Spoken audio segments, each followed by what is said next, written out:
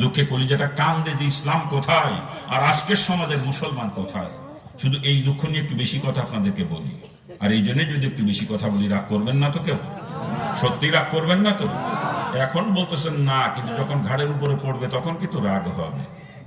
কিন্তু রাগ হইলে আমার করণীয় কিছু নাই, কারণ ব্যক্তি স্বার্থ নিয়ে কোনো কথা আমি বলি না। মুসলমানকে জাহান্নাম থেকে বাঁচানোর উদ্দেশ্য নিয়ে কথা বলি।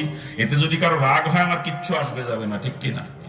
বাবাজির একটা জিনিস চিন্তা করতে হবে, ডাক্তার রুগীকে কাটে, চেরে অপারেশন করে, ব্যথা দেয়, এটা কি ডাক্তার নিজের ভালোর জন্য করে নাকি রুগীর ভালোর জন্য করে বলেন তো? তা আপনাদের এলাকার কারোর সঙ্গে তো আমার কোনো শত্রুতা নেই, কি বলেন? কারোর সঙ্গে আত্মীয়তার কোনো বন্ধনও নাই, ঠিক কিনা? অর্থের কোনো লেনদেন কারোর সঙ্গে নাই, জমির আলঠেলা ঠেলিনি বা জমি ভাগাভাগি নিয়ে কোনো দ্বন্দ্ব ফাসাদও কারোর সাথে নাই, ঠিক না? এরপরও আপনাদেরকে আমি বেশি কথা বলবো, কেন বলবো একটু বিবেক দিয়ে চিন্তা করতে হবে। আমার নিজের স্বার্থে বলবো না বাজান, আপনাদের ভালোর জন্যই বলবো।